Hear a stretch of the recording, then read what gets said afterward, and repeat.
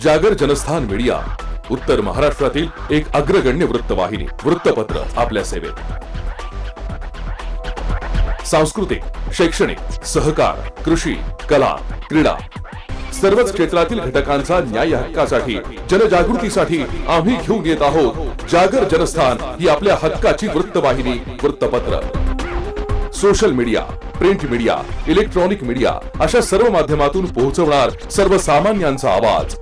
उत्तर महाराष्ट्रातील जनतेच्या हक्काची एकमेव वृत्तवाहिनी जागर जनस्थान। जागर जनतेचा, जनतेसाठी सर्वसामान्यांच्या हक्काचा आवाज, जागर जनस्थान। नमस्कार, न्यूज बुलेटिन मध्ये मी नयना आपलं स्वागत करते। आपण घेतोय दिवसभरातील ठळक घडामोडींचा सविस्तर आढावा। नाशिक ते बेळगाव विमान सेवा सुरू होण्याचा मार्ग आता मोकळा झालाय। येत्या 25 तारखेपासून ही सेवा सुरू होणार आहे। सामान्यांना परवडेल अशा किमतीत स्टार एअर कंपनीच्या माध्यमातून प्रवासी नाशिकहून बेळगावला तासाभरात पोहोचणार आहेत। नाशिकची विमान सेवा स्टार एअर कंपनीकडून पहिल्या टप्प्यात काही ठराविक शहरांपर्यंत सुरू केली जाणार आहे। नाशिक बेळगाव ही विमान सेवा आठवड्यातून 3 दिवस पुरवली जाणार आहे। त्यातच फक्त 1999 रुपयात प्रवाशांना बेळगावला पोहोचता येणार आहे। त्यामुळे प्रवाशांनाही मोठा दिलासा मिळालाय। या विमान सेवेमुळे कोल्हापूर आणि गोवा देखील नाशिकशी कनेक्ट होईल। हैदराबाद, दिल्ली, अहमदाबाद, मुंबईनंतर नाशिक बेळगाव विमान सेवा सुरू झाल्यानं विविध क्षेत्राला लाभ मिळणार आहे। 1 तासामध्ये इथून बेळगावला विमान पोचते। सुरुवातीचं इंट्रोडक्टरी फेअर 1999 रुपये आहे आणि सध्या एक ॲनिव्हर्सरी ऑफर पण चालू आहे, कारण आमचे 2 वर्ष कंप्लीट होत आहेत 25 जानेवारीला। त्यामुळे 25 जानेवारीपर्यंत जे तिकीट बुक करतील त्या लोकांसाठी 1202 रुपयेमध्ये तिकीट्स अवेलेबल आहे। नाशिकच्या लोकांचा जो बरेच दिवसांपासून गोव्याला जाण्याचा जो हा लेंदी प्रवास आहे 750 किलोमीटरचा, हा आता ते जो पूर्वी 15-16 तास 20 तास लागत असतील, आज कदाचित 4 ते 5 तासामध्ये होऊ शकेल ह्या विमानसेवेमुळं। आणि हा जो अंतर आहे इथून नाशिक ते बेळगाव हे 580 किलोमीटर आहे आणि जे करेक्ट 1 तासामध्ये आपल्या विमानानं कंप्लीट होतं। कंपनीच्या दुसऱ्या वर्धापन दिनानिमित्त ग्राहकांसाठी खास सूट देण्यात आली आहे। 19 ते 24 जानेवारी या दरम्यान बुकिंग केल्यास प्रवाशांना केवळ 1202 रुपयात प्रवास करता येणार आहे। केलेलं बुकिंग 1 फेब्रुवारी ते 31 ऑगस्ट पर्यंतच असणार आहे। अनेक दिवसांपासून रखडलेली विमानसेवा आता स्टार एअर मार्फत सुरू करण्यात आल्यानं नक्कीच विमानाने प्रवास करणाऱ्यांना याचा फायदा होईल। जागर जनस्थानसाठी जयेश साबळे, नाशिक। नाशिक शहर आणि जिल्ह्यामध्ये 9वी पासूनचे वर्ग सुरू झालेले आहेत। त्याला 70% विद्यार्थ्यांचा प्रतिसाद देखील मिळतोय आणि हा प्रतिसाद पाहता नाशिक प्रशासनानं कोरोनाचे सर्व नियम पाळून 9वी पासूनचे खाजगी कोचिंग क्लासेस सुरू करण्याची परवानगी दिली आहे। खाजगी क्लास चालकांच्या संघटनांनी जिल्हा प्रशासनाकडे परवानगी मागितली। त्या अनुषंगानं जिल्हाधिकारी सूरज मांढरे यांनी कोरोनाच्या नियमनाच्या अधीन राहून 9वी पासूनच्या पुढील खाजगी क्लासेस सुरू करण्याची परवानगी दिली आहे। यामुळे खाजगी क्लासेसवर अवलंबून राहणाऱ्या राज्यातील 10 लाख सुशिक्षित बेरोजगारांमध्ये आनंदाचं वातावरण पसरलंय। त्याचबरोबर विद्यार्थी वर्ग सुद्धा आनंदित दिसतो। ऑनलाईनमुळे जरी ऑनलाईन क्लासेस होते तरीही मुलांना पाहिजे त्या पद्धतीने व्यवस्थित शिक्षण भेटत नव्हतं। याचं कारण की बऱ्याचशा मुलांच्या घरी मोबाईल्स नाही, रेंजचा प्रॉब्लेम, अशा असंख्य संकटांना त्यांना सामोरे जावे लागले। तो आमचा अभ्यासक्रम कव्हर करून घेतील याची आम्हाला खात्री आहे। तर मी प्रशासनाचे आणि आमचे क्लासचे संचालक श्री मस्के सरांचे आभार मानतो। काही पोर्शन आमचं जे अपूर्ण होतं ते आता क्लास ओपन झाल्यापासून आमचं आता ते आम्हाला गॅरंटी आहे का आम्ही ते पूर्ण करू, आमचा पूर्ण अभ्यास होणार आहे। त्याच्यामुळे आम्ही खूप आनंदी आहोत। जागर जनस्थानसाठी सुनील बेलदार, सातपूर। नाशिकच्या राजकीय वर्तुळात संघर्ष सुरू आहे। नाशिकमध्ये भाजप शिवसेनेत दिवसेंदिवस संघर्ष वाढत असल्याचं चित्र आहे। पाणी प्रश्नावरून शिवसेनेनं महासभेत चांगलाच राडा घातला। त्यानंतर आता भाजप सेनेतील संघर्ष शिगेला पोहोचलेला दिसतोय।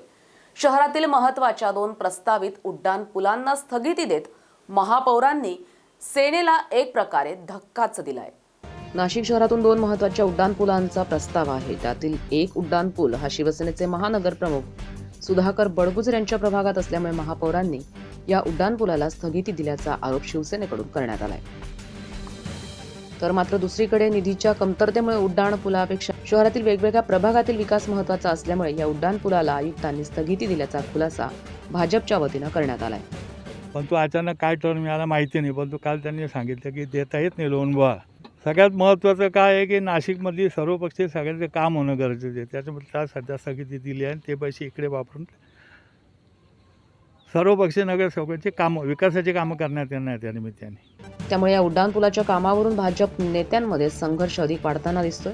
शहरातील नवीन नाशिक भागातील त्रिमूर्ती चौक ते संभाजीनगर पर्यंत उड्डाणपुलाला सत्ताधारी भाजपकडूनच मंजुरी देण्यात आली होती. त्यातच आता अचानक या पुलाला स्थगिती का देण्यात आली असा सवाल उपस्थित करत भाजप विकास कामांच्या आड राजकारण करत असल्याचा पलटवार शिवसेनेच्या वतीनं करण्यात आला. महापौरांना आणि भारतीय जनता पार्टीच्या पदाधिकाऱ्यांना एकच प्रश्न विचारायचा आहे. 1 वर्ष झालं आहे शिवसेनेची सत्ता आली आहे, ठाकरे सरकार आलं आहे, त्यातही 8-9 महिने कोविडमध्ये गेले आहे. 4 वर्ष सत्ता कोणाची होती महाराष्ट्रात आणि केंद्रात? आणला 1 रुपया? त्याचं उत्तर द्या आधी. जनसामान्यांचा विचार करता नाशिक महापालिकेत सुरू असलेल्या भाजप सेनेच्या या संघर्षात शहरातील विकास कामं थांबली जायला नको एवढीच अपेक्षा नागरिक करतात. ब्युरो रिपोर्ट, जागर जनस्थान, नाशिक. जुन्या नाशिक परिसरात गुटखा कारवाईमध्ये लाखो रुपयांचा गुटखा जप्त करण्यात आलाय. अन्न औषध प्रशासन आणि भद्रकाली पोलीस ठाण्यामार्फत ही कारवाई करण्यात आली आहे. आरोग्याला घातक असा पान मसाला, सुगंधी सुपारी, गुटखा या कारवाईत जप्त करण्यात आलाय. मिळालेल्या माहितीच्या आधारे अन्न औषध प्रशासनानं पाळत ठेवून ही गुटखा कारवाई केली आहे. या अगोदर देखील काही महिन्यांपूर्वी इथूनच जवळजवळ 33 लाख रुपयांचा गुटखा जप्त करण्यात आला होता. एकीकडे छापेमारी करत लाखोंचा गुटखा अन्न औषध प्रशासनाच्याकडून जप्त केला जात असला तरी दुसरीकडे मात्र अनेक पानटपऱ्यांवर आणि दुकानांवर गुटख्याची सर्रास विक्री होतीये. याकडे अन्न औषध प्रशासन कानाडोळा का करतंय असा सवाल उपस्थित होतो. ब्युरो रिपोर्ट, जागर जनस्थान, नाशिक. न्यूज बुलेटिन मध्ये वेळ झाली एका छोट्याशा ब्रेकची. कुठे जाऊ नका, पाहत रहा जागर जनस्थान. पैठणीच्या दुनियेतील एकमेव विश्वसनीय नाव म्हणजेच कापसे पैठणी. दर्जा, गुणवत्ता, सुबकता आणि विश्वासाच्या बळावर केवळ महाराष्ट्रात नव्हे तर देशाच्या कानाकोपऱ्यात ग्राहकांच्या पसंतीस उतरलेलं नाव अर्थातच कापसे पैठणी. जेथे आहे अस्सल येवला पैठणी सोबतच कांजीपुरम, गडवाल, पटोला, चंदेरी, बनारस सिल्क साडी, नवरीचा शालू, नववार पैठणी, घागरा, सेला, दागिना सिल्क, कलांजली सिल्क, दुल्हन साडी, मानापानाची सुरत साडी, पैठणी पर्स आणि आणखी कितीतरी व्हरायटीज. सोबत नामांकित कंपनीचे शेरवानी, इंडो वेस्टर्न, सूट, कुर्ता, पायजमा, डिझायनर शूटिंग शर्टिंग आणि रेडीमेड जेंट्स वेअर. आमची वैशिष्ट्ये: ऑनलाईन खरेदी सेवा, बस्त्याची खास व्यवस्था, प्रशस्त एसी भव्य दालन, पार्किंगची स्वतंत्र व्यवस्था, तात्काळ ग्राहक सेवा. तेव्हा एक वेळ अवश्य भेट द्या. तसंच कोविड-19च्या सर्व नियमांचे पालन करीत घ्या खरेदीचा मनमुराद आनंद. आमचा पत्ता: कापसे पैठणी, काळा मारुती रोड, येवला, जिल्हा Nashik. Phone number 02559 267 358 02559 268 358. Proprietor Shri Balasaheb Kapse तसेच श्री दिलीप खोकले तसंच समस्त कापसे परिवार.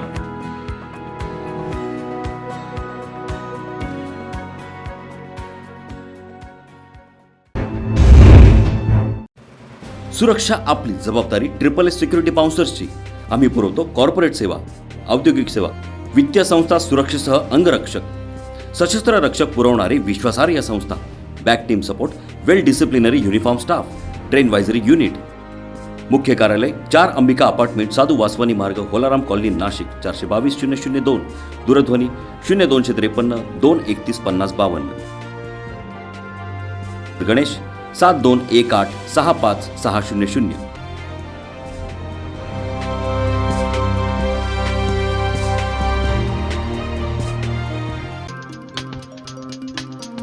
यश टायर्स, नाशिक जिल्ह्यातील एकमेव car service station. The power of team work म्हणजेच यश टायर्स.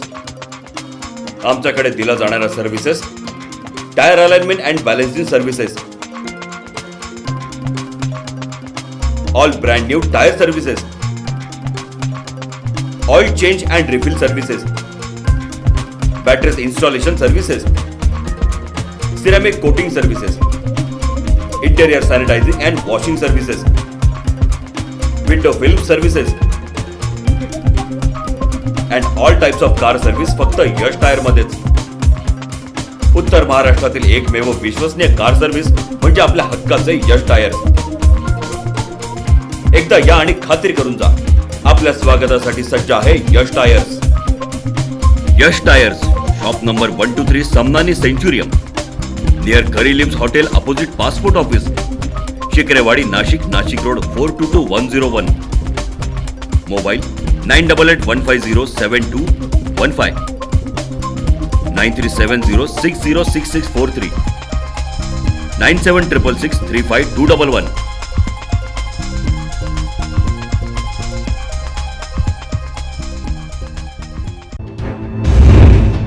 ब्रेकनंतर आपलं स्वागत.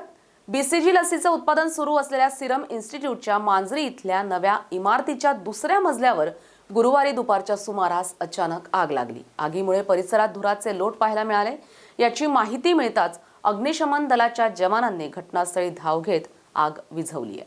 सिरम इन्स्टिट्यूट ऑफ इंडियाच्या पुण्यातील इमारतीला भीषण आग लागली आहे. आगीची माहिती मिळताच अग्निशमन दलाच्या 5 गाड्या घटनास्थळी दाखल झाल्या. आग विझवण्याचं काम युद्धपातळीवर सुरू आहे. BCG लसीचं उत्पादन सुरू असलेल्या सिरम इन्स्टिट्यूटच्या मांजरी इथल्या नव्या इमारतीच्या दुसऱ्या मजल्यावर गुरुवारी दुपारच्या सुमारास आग लागली. आगीमुळे परिसरात धुराचे लोट पाहायला मिळाले. याची माहिती अग्निशमन दलाच्या जवानांनी घटनास्थळी धाव घेऊन आग विझवण्याचं काम केलं. दरम्यान ऑक्सफर्ड ॲस्ट्रॉझेनच्या कोविशिल्ड या लसीचं उत्पादन पुण्यातील सिरम इन्स्टिट्यूटमध्ये होतंय.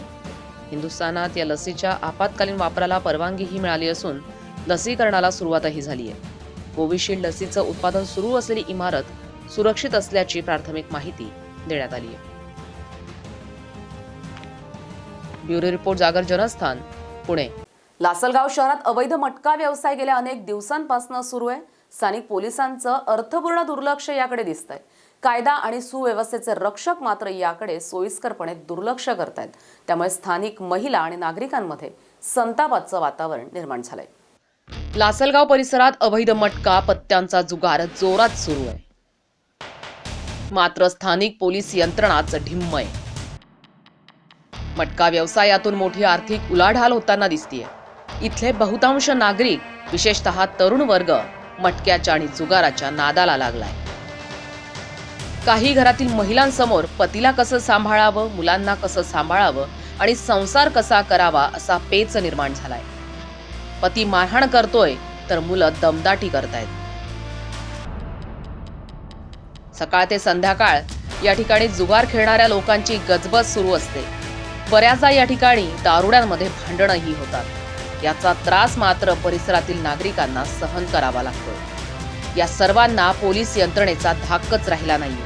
पोलीस प्रशासन अवैध मटका जुगाराविषयी अनभिज्ञ आहे ही आश्चर्याची गोष्ट आहे. इथले मटका जुगार चालक मुजोर झाले असून त्यांना कुणाचाही कायद्याचाही धाक राहिलेला नाहीये. मटका अड्ड्याची दैनंदिन उलाढाल लाखोंच्या घरात असल्याचं बोललं जात आहे. नाशिक ग्रामीण स्थानिक गुन्हे शाखेच्या पोलीस यंत्रणेकडून जरबही बसली होती. पण नाशिककरांची पाठ फिरली आणि अवैध धंदे पुन्हा सुरू झाले. बहुतांशी नागरिक दिवसभर काबाड कष्ट करतात आणि कमावलेले पैसे या मटका व्यवसायांच्या हवाली करण्यातच धन्यता मानतायत. ब्युरो रिपोर्ट, जागर जनस्थान, नाशिक. मुळात 24 वर्षापासून आम्हाला सुसज्ज मार्केट उपलब्ध करून देण्याच्या नावाखाली रस्त्यावर आणलं आणि आजही मार्केट अपूर्ण अवस्थेतच आहे. सत्ताधारी आणि विरोधक दोघांनाही याचं काही देणं घेणं नसल्याचा आरोप करत आम्हाला त्वरित जागा उपलब्ध करून द्यावी अशी मागणी करत मनमाड नगरपालिकेला आंदोलनकर्त्यांनी निवेदन दिलंय. गेल्या 24 वर्षापासून अपूर्ण अवस्थेत असलेले सावित्रीबाई फुले भाजीपाला मार्केट सुरू न करता त्या जागेवर पूर्वी व्यवसाय करणाऱ्यांना रस्त्यावर भाजीपाला विक्री करावी लागत होती. मात्र अचानक मुख्याधिकाऱ्यांनी कोरोनाच्या नावाखाली त्यांना व्यवसाय करण्यास बंदी केली आहे. संतप्त झालेल्या भाजीपाला विक्रेत्यांनी पालिकेवर मोर्चा काढत जोरदार निदर्शनं केली. पालिकेच्या भोंगळ कारभाराविरोधात जोरदार घोषणाबाजी करत मुख्याधिकाऱ्यांच्या दालनाबाहेर ठिय्या आंदोलन करण्यात आलंय.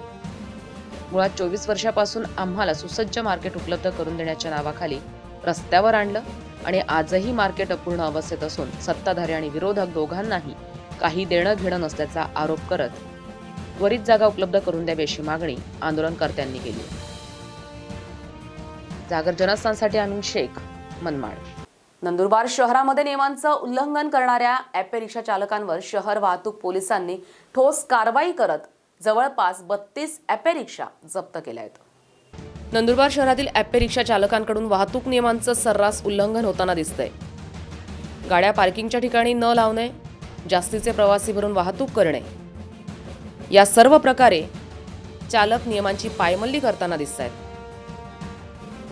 या बेशिस्त चालकांना शिस्त लावण्यासाठी शहर वाहतूक शाखेच्या वतीनं 32 ॲपे रिक्षा चालकांवर गाड्या जप्त करत कारवाई करण्यात आली आहे. त्यासोबत रिक्षा चालकांना वाहतूक नियमांबद्दल वाहतूक निरीक्षक अविनाश मोरे यांनी माहिती देखील दिली आहे. ॲपे रिक्षा चालकांनी कुठल्या तत्वांचं पालन केलं पाहिजे आणि ते का होत नाही, आणि ते न केल्यामुळं त्यांना होणारा जो तोटा जो आहे इन्शुरन्सचा, लोकांना नुकसान भरपाई देण्याचा वगैरे, अपघातापासून अपघात झाला तर काय काय प्रॉब्लेम येतील याबद्दल माहिती देण्यात आलेली आहे. एवढं सांगून त्यांच्यावर ज्या काही त्रुटी, इन्शुरन्स आहे, अवैध प्रवासी वाहतूक आहे, जे आहे ते सर्व पाहून त्यांच्यावर कारवाई करणार आहोत. जागर जनस्थानसाठी जीवन माळी, नंदुरबार. माणसानं माणसासारखं वागावं, स्वतःला शिस्त लावावी, निसर्गाचे नियम तोडू नये, अन्यथा पुन्हा महामारीचा धोका उद्भवू शकतो असं आवाहन बारामती ॲग्रोच्या विश्वस्त आणि सामाजिक कार्यकर्त्या सुनंदा पवार यांनी केलंय. कर्जत येथील डॉक्टर शबनम इनामदार यांनी प्रभाग 12 मधील महिलांसाठी खास हळदी कुंकू समारंभाचं आयोजन केलं होतं. यावेळी त्यांनी महिलांना स्वच्छता, आरोग्य आणि आपलं कर्जत शहर सुंदर आणि स्वच्छ हरित ठेवण्याबाबत आवाहन करत एक सामाजिक बांधिलकी जपण्याचा प्रयत्न केलाय. महिलांनी आपल्या घरापासून स्वच्छतेची सुरुवात करावी, स्वतःला एक शिस्त लावून घ्यावी, कचऱ्याचं वर्गीकरण करावं आणि एक आदर्श समाजासमोर उभा करावा असं आवाहनही करण्यात आलंय. यावेळी डॉक्टर शबनम इनामदार यांनी कर्जत नगरपंचायत स्वच्छ सर्वेक्षणमध्ये सहभाग घेतलाय. या पार्श्वभूमीवर महिलांचे स्वच्छता अभियानातील योगदानाबाबत त्यांनी माहिती दिली. त्याचप्रमाणे सामाजिक संघटनांच्या महाश्रमदानाच्या दिवशी आयोजित लकी ड्रॉ मधील पैठणी ही साडी त्यांनी एका गरीब महिलेला संक्रांतीची माहेरची साडी म्हणून भेट देऊन एक आदर्श निर्माण केलाय. या हळदी कुंकवाच्या कार्यक्रमाचं सर्वत्रच कौतुक होत असून यावेळी मोठ्या संख्येत महिला उपस्थित होत्या. जागर जनस्थानसाठी गणेश जेवरे, कर्जत. धुळे शहरामध्ये गेल्या महिन्याभरापासून चोरांच्या टोळ्या सक्रिय झाल्यात. पोलीस अधिकारी, प्रांत अधिकारी यांच्या घरावर देखील चोरांनी हात साफ करत संपूर्ण धुळे शहरात धुमाकूळ घातलाय आणि एक प्रकारे प्रशासनाला आव्हान केलंय. धुळे शहरातील चाळीसगाव रोडवर असलेल्या जामच्या मळ्यात राहणाऱ्या हनीफ शेख यांच्या घरी रात्रीच्या वेळी अगदी शिताफीनं घराचं कुलूप तोडून 7 तोळे सोनं, 5 तोळे चांदीच्या दागिन्यांसह एकूण 4.5 लाख रुपये इतका ऐवज चोरट्यांनी लंपास केल्याची घटना सकाळी उघडकीस आली. घटनेची माहिती पोलिसांना मिळताच पोलिसांनी घटनास्थळी जाऊन पाहणी केली आहे. चोरीच्या घटनेसंदर्भात पोलिसात तक्रार दाखल करण्यात आली असून पोलीस पुढील तपास करतायत. पोत पत्ता, अपने सोने का हार, चैन, चांदी की पट्टी और कुछ कैश रकम थी 3-3.5 हज़ार रुपये के लगभग. वो सब सामान हमने पुलिस डिपार्टमेंट को सब बता चुके हैं. अंदाजा आपका चोरी कितना हुआ सोना? अंदाजन फिर भी 4.5 लाख के लगभग तकरीबन उसकी अमाउंट थी. जागर जनस्थानसाठी नागिंद मोरे, धुळे. नाशिक ते बेळगाव विमान सेवा सुरू होण्याचा मार्ग आता मोकळा झालाय. येत्या 25 तारखेपासून ही सेवा सुरू होणार आहे. सामान्यांना परवडेल अशा किमतीत स्टार एअर कंपनीच्या माध्यमातून प्रवासी नाशिकहून बेळगावला तासाभरात पोहोचणार आहेत. नाशिकची विमान सेवा स्टार एअर कंपनीकडून पहिल्या टप्प्यात काही ठराविक शहरांपर्यंत सुरू केली जाणार आहे. नाशिक बेळगाव ही विमान सेवा आठवड्यातून 3 दिवस पुरवली जाणार आहे. त्यातच फक्त 1999 रुपयात प्रवाशांना बेळगावला पोहोचता येणार आहे. त्यामुळे प्रवाशांनाही मोठा दिलासा मिळालाय. या विमान सेवेमुळे कोल्हापूर आणि गोवा देखील नाशिकशी कनेक्ट होईल. हैदराबाद, दिल्ली, अहमदाबाद, मुंबईनंतर नाशिक बेळगाव विमानसेवा सुरू झाल्यानं विविध क्षेत्राला लाभ मिळणार आहे. 1 तासामध्ये इथून बेळगावला विमान पोचते. सुरुवातीचं इंट्रोडक्टरी फेअर 1999 रुपये आहे आणि सध्या एक ॲनिव्हर्सरी ऑफर पण चालू आहे, कारण आमचे 2 वर्ष कंप्लीट होत आहेत 25 जानेवारीला. त्यामुळे 25 जानेवारीपर्यंत जे तिकीट बुक करतील त्या लोकांसाठी 1202 रुपयेमध्ये तिकीट्स अवेलेबल आहे. नाशिकच्या लोकांचा जो बरेच दिवसांपासून गोव्याला जाण्याचा जो हा लेंदी प्रवास आहे 750 किलोमीटरचा, हा आता ते जो पूर्वी 15-16 तास 20 तास लागत असतील, आज कदाचित 4 ते 5 तासामध्ये होऊ शकेल ह्या विमानसेवेमुळं. आणि हा जो अंतर आहे इथून नाशिक ते बेळगाव हे 580 किलोमीटर आहे आणि जे करेक्ट एका तासामध्ये आपल्या विमानानं कंप्लीट होतं. कंपनीच्या दुसऱ्या वर्धापन दिनानिमित्त ग्राहकांसाठी खास सूट देण्यात आली आहे. 19 ते 24 जानेवारी या दरम्यान बुकिंग केल्यास प्रवाशांना केवळ 1202 रुपयात प्रवास करता येणार आहे. केलेलं बुकिंग 1 फेब्रुवारी ते 31 ऑगस्ट पर्यंतच असणार आहे. अनेक दिवसांपासून रखडलेली विमानसेवा आता स्टार एअर मार्फत सुरू करण्यात आल्यानं नक्कीच विमानाने प्रवास करणाऱ्यांना याचा फायदा होईल. जागर जनस्थानसाठी जयेश साबळे, नाशिक. नाशिक शहर आणि जिल्ह्यामध्ये 9वी पासूनचे वर्ग सुरू झालेले आहेत. त्याला 70% विद्यार्थ्यांचा प्रतिसाद देखील मिळतोय आणि हा प्रतिसाद पाहता नाशिक प्रशासनानं कोरोनाचे सर्व नियम पाळून 9वी पासूनचे खाजगी कोचिंग क्लासेस सुरू करण्याची परवानगी दिली आहे. खाजगी क्लास चालकांच्या संघटनांनी जिल्हा प्रशासनाकडे परवानगी मागितली. त्या अनुषंगानं जिल्हाधिकारी सूरज मांढरे यांनी कोरोनाच्या नियमनाच्या अधीन राहून 9वी पासूनच्या पुढील खाजगी क्लासेस सुरू करण्याची परवानगी दिली आहे. यामुळे खाजगी क्लासेसवर अवलंबून राहणाऱ्या राज्यातील 10 लाख सुशिक्षित बेरोजगारांमध्ये आनंदाचं वातावरण पसरलंय. त्याचबरोबर विद्यार्थी वर्ग सुद्धा आनंदित दिसतो. ऑनलाईनमुळे जरी ऑनलाईन क्लासेस होते तरीही मुलांना पाहिजे त्या पद्धतीने व्यवस्थित शिक्षण भेटत नव्हतं. याचं कारण की बऱ्याचशा मुलांच्या घरी मोबाईल्स नाही, रेंजचा प्रॉब्लेम, अशा असंख्य संकटांना त्यांना सामोरे जावे लागले. तो आमचा अभ्यासक्रम कव्हर करून घेतील याची आम्हाला खात्री आहे. तर मी प्रशासनाचे आणि आमचे क्लासचे संचालक श्री मस्के सरांचे आभार मानतो. काही पोर्शन आमचं जे अपूर्ण होतं ते आता क्लास ओपन झाल्यापासून आमचं आता ते आम्हाला गॅरंटी आहे का आम्ही ते पूर्ण करू, आमचा पूर्ण अभ्यास होणार आहे. त्याच्यामुळे आम्ही खूप आनंदी आहोत. जागर जनस्थानसाठी सुनील बेलदार, सातपूर. नाशिकच्या राजकीय वर्तुळात संघर्ष सुरू आहे. नाशिकमध्ये भाजप शिवसेनेत दिवसेंदिवस संघर्ष वाढत असल्याचं चित्र आहे. पाणी प्रश्नावरून शिवसेनेनं महासभेत चांगलाच राडा घातला. त्यानंतर आता भाजप सेनेतील संघर्ष शिगेला पोहोचलेला दिसतोय. शहरातील महत्त्वाच्या 2 प्रस्तावित उड्डाण पुलांना स्थगिती देत महापौरांनी सेनेला एक प्रकारे धक्काच दिलाय. नाशिक शहरातून 2 महत्त्वाच्या उड्डाणपुलांचा प्रस्ताव आहे. त्यातील एक उड्डाणपूल हा शिवसेनेचे महानगर प्रमुख सुधाकर बडगुजर यांच्या प्रभागात असल्यामुळे महापौरांनी या उड्डाणपुलाला स्थगिती दिल्याचा आरोप शिवसेनेकडून करण्यात आलाय. तर मात्र दुसरीकडे निधीच्या कमतरतेमुळे उड्डाणपुलापेक्षा शहरातील वेगवेगळ्या प्रभागातील विकास महत्त्वाचा असल्यामुळे या उड्डाणपुलाला आयुक्तांनी स्थगिती दिल्याचा खुलासा भाजपच्या वतीनं करण्यात आलाय. पण तो अचानक काय टर्न मिळाला माहिती नाही, पण तो काल त्यांनी सांगितलं की देता येत नाही लोन बुवा. सगळ्यात महत्त्वाचं काय आहे की नाशिकमधली सर्वपक्षीय सगळ्यांचं काम होणं गरजेचं आहे. त्याच्यामुळे त्या सध्या स्थगिती दिली आहे आणि ते पैसे इकडे वापरून सर्वपक्षीय नगरसेवकांची कामं, विकासाची कामं करण्यात येणार त्या निमित्ताने. त्यामुळे या उड्डाणपुलाच्या कामावरून भाजप नेत्यांमध्ये संघर्ष अधिक वाढताना दिसतोय. शहरातील नवीन नाशिक भागातील त्रिमूर्ती चौक ते संभाजीनगरपर्यंत उड्डाणपुलाला सत्ताधारी भाजपकडूनच मंजुरी देण्यात आली होती. त्यातच आता अचानक या पुलाला स्थगिती का देण्यात आली असा सवाल उपस्थित करत भाजप विकास कामांच्या आड राजकारण करत असल्याचा पलटवार शिवसेनेच्या वतीनं करण्यात आला. महापौरांना आणि भारतीय जनता पार्टीच्या पदाधिकाऱ्यांना एकच प्रश्न विचारायचा आहे.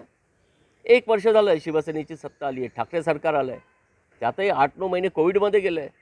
4 वर्ष सत्ता कोणाची होती महाराष्ट्रात आणि केंद्रात? आणला 1 रुपया? त्याचं उत्तर द्या आधी.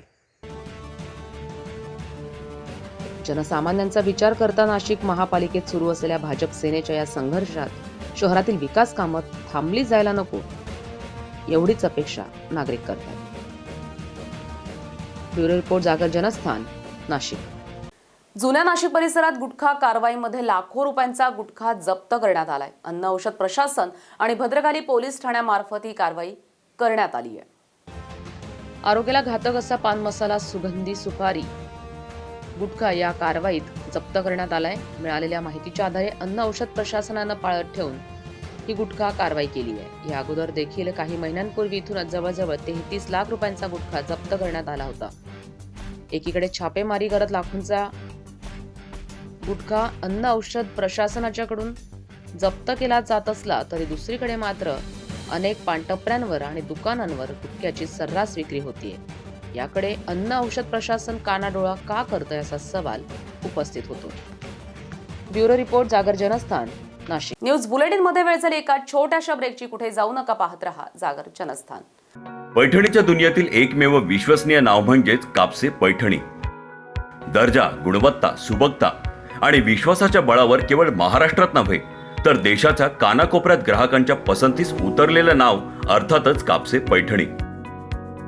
जेथे आहे अस्सल येवला पैठणी सोबतच कांजीपुरम, गडवाल, पटोला, चंदेरी, बनारस सिल्क साडी, नवरीचा शालू, नववार पैठणी, घागरा, सेला, दागिना सिल्क, कलांजली सिल्क, दुल्हन साडी, मानापानाची सुरत साडी, पैठणी पर्स आणि आणखी कितीतरी व्हरायटीज. सोबत नामांकित कंपनीचे शेरवानी, इंडो वेस्टर्न, सूट, कुर्ता, पायजमा, डिझायनर शूटिंग शर्टिंग आणि रेडीमेड जेंट्स वेअर. आमची वैशिष्ट्ये: ऑनलाईन खरेदी सेवा, बस्त्याची खास व्यवस्था, प्रशस्त एसी भव्य दालन, पार्किंगची स्वतंत्र व्यवस्था, तात्काळ ग्राहक सेवा. तेव्हा एक वेळ अवश्य भेट द्या. तसंच कोविड-19च्या सर्व नियमांचे पालन करीत घ्या खरेदीचा मनमुराद आनंद. आमचा पत्ता: कापसे पैठणी, काळा मारुती रोड, येवला, जिल्हा Nashik. Phone number 02559 267 02559 268 proprietor Shri Balasaheb Kapse तसेच श्री दिलीप खोकले तसंच समस्त कापसे परिवार.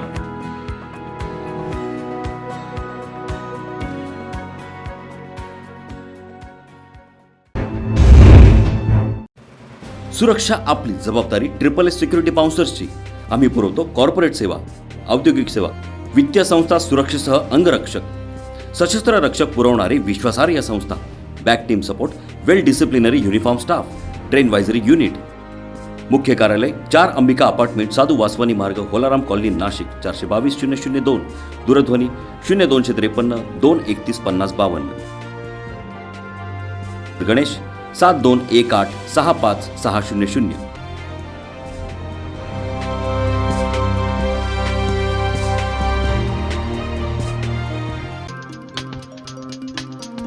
यश टायर्स, नाशिक जिल्ह्यातील एकमेव car service station.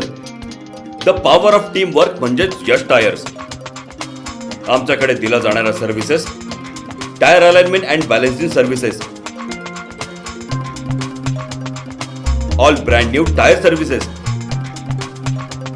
Oil change and refill services, batteries installation services, ceramic coating services, interior sanitising and washing services, window film services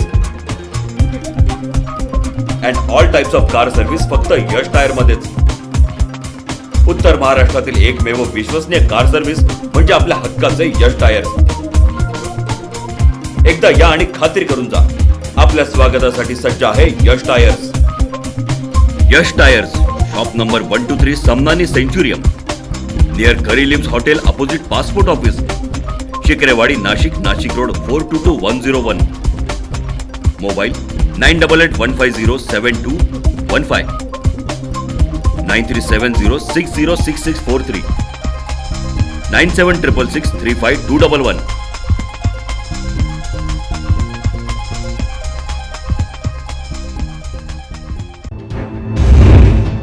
ब्रेकनंतर आपलं स्वागत.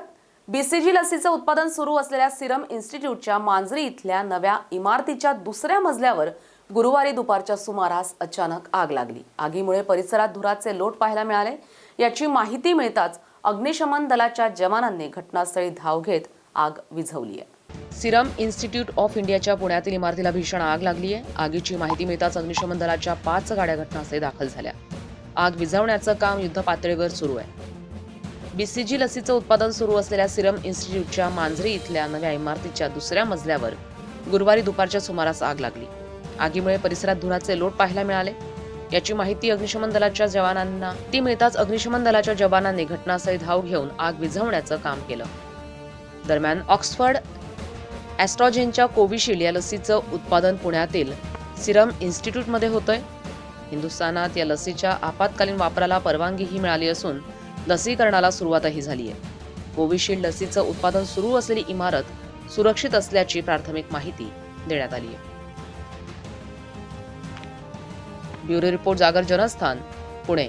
लासलगाव शहरात अवैध मटका व्यवसाय गेल्या अनेक दिवसांपासून सुरू आहे. स्थानिक पोलिसांचं अर्थपूर्ण दुर्लक्ष याकडे दिसतंय. कायदा आणि सुव्यवस्थेचे रक्षक मात्र याकडे सोयीस्करपणे दुर्लक्ष करतायत. त्यामुळे स्थानिक महिला आणि नागरिकांमध्ये संतापाचं वातावरण निर्माण झालंय. लासलगाव परिसरात अवैध मटका पत्त्यांचा जुगार जोरात सुरू आहे. मात्र स्थानिक पोलीस यंत्रणाच ढिम्म आहे. मटका व्यवसायातून मोठी आर्थिक उलाढाल होताना दिसतीये. इथले बहुतांश नागरिक, विशेषतः तरुण वर्ग, मटक्याच्या आणि जुगाराच्या नादाला लागलाय. काही घरातील महिलांसमोर पतीला कसं सांभाळावं, मुलांना कसं सांभाळावं आणि संसार कसा करावा असा पेच निर्माण झालाय. पती मारहाण करतोय तर मुलं दमदाटी करतायत.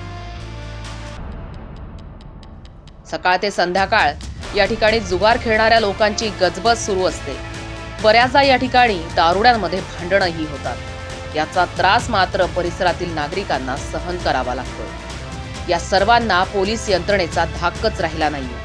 पोलीस प्रशासन अवैध मटका जुगाराविषयी अनभिज्ञ आहे ही आश्चर्याची गोष्ट आहे.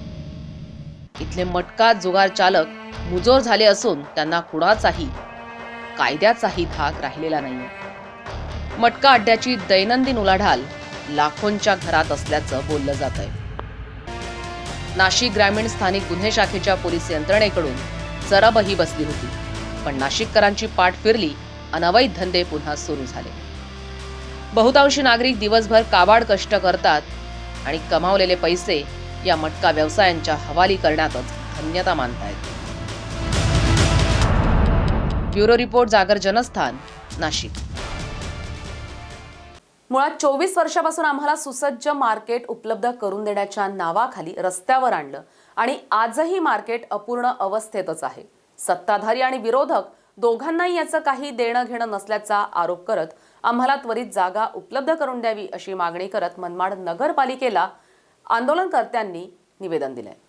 गेल्या 24 वर्षापासून अपूर्ण अवस्थेत असलेले सावित्रीबाई फुले भाजीपाला मार्केट सुरू न करता त्या जागेवर पूर्वी व्यवसाय करणाऱ्यांना रस्त्यावर भाजीपाला विक्री करावी लागत होती. मात्र अचानक मुख्याधिकाऱ्यांनी कोरोनाच्या नावाखाली त्यांना व्यवसाय करण्यास बंदी केली आहे. संतप्त झालेल्या भाजीपाला विक्रेत्यांनी पालिकेवर मोर्चा काढत जोरदार निदर्शनं केली. पालिकेच्या भोंगळ कारभाराविरोधात जोरदार घोषणाबाजी करत मुख्याधिकाऱ्यांच्या दालनाबाहेर ठिय्या आंदोलन करण्यात आलंय. मुळात 24 वर्षापासून आम्हाला सुसज्ज मार्केट उपलब्ध करून देण्याच्या नावाखाली रस्त्यावर आणलं आणि आजही मार्केट अपूर्ण अवस्थेत असून सत्ताधारी आणि विरोधक दोघांनाही काही देणं घेणं नसल्याचा आरोप करत त्वरित जागा उपलब्ध करून द्यावी अशी मागणी आंदोलनकर्त्यांनी केली. जागर जनस्थानसाठी अमीन शेख, मनमाड. नंदुरबार शहरामध्ये नियमांचं उल्लंघन करणाऱ्या ॲपे रिक्षा चालकांवर शहर वाहतूक पोलिसांनी ठोस कारवाई करत जवळपास 32 ॲपे रिक्षा जप्त केल्या आहेत. नंदुरबार शहरातील ॲपे रिक्षा चालकांकडून वाहतूक नियमांचं सर्रास उल्लंघन होताना दिसतंय. गाड्या पार्किंगच्या ठिकाणी न लावणे, जास्तीचे प्रवासी भरून वाहतूक करणे, या सर्व प्रकारे चालक नियमांची पायमल्ली करताना दिसत आहेत. या बेशिस्त चालकांना शिस्त लावण्यासाठी शहर वाहतूक शाखेच्या वतीनं 32 ॲपे रिक्षा चालकांवर गाड्या जप्त करत कारवाई करण्यात आली आहे. त्यासोबत रिक्षा चालकांना वाहतूक नियमांबद्दल वाहतूक निरीक्षक अविनाश मोरे यांनी माहिती देखील दिली आहे. ॲपे रिक्षा चालकांनी कुठल्या तत्वांचं पालन केलं पाहिजे आणि ते का होत नाही, आणि ते न केल्यामुळं त्यांना होणारा जो तोटा जो आहे, इन्शुरन्सचा, लोकांना नुकसान भरपाई देण्याचा वगैरे, अपघातापासून अपघात झाला तर काय काय प्रॉब्लेम येतील याबद्दल माहिती देण्यात आलेली आहे. एवढं सांगून त्यांच्यावर ज्या काही त्रुटी, इन्शुरन्स आहे, अवैध प्रवासी वाहतूक आहे, जे आहे ते सर्व पाहून त्यांच्यावर कारवाई करणार आहोत. जागर जनस्थानसाठी जीवन माळी, नंदुरबार. माणसानं माणसासारखं वागावं, स्वतःला शिस्त लावावी, निसर्गाचे नियम तोडू नये, अन्यथा पुन्हा महामारीचा धोका उद्भवू शकतो असं आवाहन बारामती ॲग्रोच्या विश्वस्त आणि सामाजिक कार्यकर्त्या सुनंदा पवार यांनी केलंय. कर्जत येथील डॉक्टर शबनम इनामदार यांनी प्रभाग 12 मधील महिलांसाठी खास हळदी कुंकू समारंभाचं आयोजन केलं होतं. यावेळी त्यांनी महिलांना स्वच्छता, आरोग्य आणि आपलं कर्जत शहर सुंदर आणि स्वच्छ हरित ठेवण्याबाबत आवाहन करत एक सामाजिक बांधिलकी जपण्याचा प्रयत्न केलाय. महिलांनी आपल्या घरापासून स्वच्छतेची सुरुवात करावी, स्वतःला एक शिस्त लावून घ्यावी, कचऱ्याचं वर्गीकरण करावं आणि एक आदर्श समाजासमोर उभा करावा असं आवाहनही करण्यात आलंय. यावेळी डॉक्टर शबनम इनामदार यांनी कर्जत नगरपंचायत स्वच्छ सर्वेक्षणमध्ये सहभाग घेतलाय. या पार्श्वभूमीवर महिलांचे स्वच्छता अभियानातील योगदानाबाबत त्यांनी माहिती दिली. त्याचप्रमाणे सामाजिक संघटनांच्या महाश्रमदानाच्या दिवशी आयोजित लकी ड्रॉ मधील पैठणी ही साडी त्यांनी एका गरीब महिलेला संक्रांतीची माहेरची साडी म्हणून भेट देऊन एक आदर्श निर्माण केलाय. या हळदी कुंकवाच्या कार्यक्रमाचं सर्वत्रच कौतुक होत असून यावेळी मोठ्या संख्येत महिला उपस्थित होत्या. जागर जनस्थानसाठी गणेश जेवरे, कर्जत. धुळे शहरामध्ये गेल्या महिन्याभरापासून चोरांच्या टोळ्या सक्रिय झाल्यात. पोलीस अधिकारी, प्रांत अधिकारी यांच्या घरावर देखील चोरांनी हात साफ करत संपूर्ण धुळे शहरात धुमाकूळ घातलाय आणि एक प्रकारे प्रशासनाला आव्हान केलंय. धुळे शहरातील चाळीसगाव रोडवर असलेल्या जामच्या मळ्यात राहणाऱ्या हनीफ शेख यांच्या घरी रात्रीच्या वेळी अगदी शिताफीनं घराचं कुलूप तोडून 7 तोळे सोनं, 5 तोळे चांदीच्या दागिन्यांसह एकूण 4.5 लाख रुपये इतका ऐवज चोरट्यांनी लंपास केल्याची घटना सकाळी उघडकीस आली. घटनेची माहिती पोलिसांना मिळताच पोलिसांनी घटनास्थळी जाऊन पाहणी केली आहे. चोरीच्या घटनेसंदर्भात पोलिसात तक्रार दाखल करण्यात आली असून पोलीस पुढील तपास करतायत. पोत पत्ता अपने सोने का हार, चैन, चांदी की पट्टी और कुछ कैश रकम थी 3-3.5 हज़ार रुपये के लगभग. वो सब सामान हमने पुलिस डिपार्टमेंट को सब बता चुके हैं.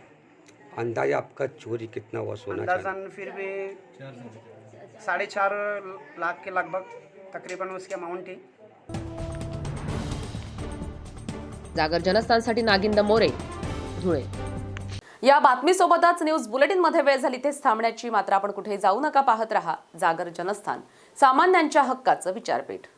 पैठणीच्या दुनियेतील एकमेव विश्वसनीय नाव म्हणजेच कापसे पैठणी. दर्जा, गुणवत्ता, सुबकता आणि विश्वासाच्या बळावर केवळ महाराष्ट्रात नव्हे तर देशाच्या कानाकोपऱ्यात ग्राहकांच्या पसंतीस उतरलेलं नाव अर्थातच कापसे पैठणी. जेथे आहे अस्सल येवला पैठणी सोबतच कांजीपुरम, गडवाल, पटोला, चंदेरी, बनारस सिल्क साडी, नवरीचा शालू, नववार पैठणी, घागरा, सेला, दागिना सिल्क, कलांजली सिल्क, दुल्हन साडी, मानापानाची सुरत साडी, पैठणी पर्स आणि आणखी कितीतरी व्हरायटीज. सोबत नामांकित कंपनीचे शेरवानी, इंडो वेस्टर्न, सूट, कुर्ता, पायजमा, डिझायनर शूटिंग शर्टिंग आणि रेडीमेड जेंट्स वेअर. आमची वैशिष्ट्ये: ऑनलाईन खरेदी सेवा, बस्त्याची खास व्यवस्था, प्रशस्त एसी भव्य दालन, पार्किंगची स्वतंत्र व्यवस्था, तात्काळ ग्राहक सेवा. तेव्हा एक वेळ अवश्य भेट द्या. तसंच कोविड-19च्या सर्व नियमांचे पालन करीत घ्या खरेदीचा मनमुराद आनंद. आमचा पत्ता: कापसे पैठणी, काळा मारुती रोड, येवला, जिल्हा Nashik. Phone number 02559267358, 02559268358. Proprietor Shri Balasaheb Kapse तसेच श्री दिलीप खोकले तसंच समस्त कापसे परिवार.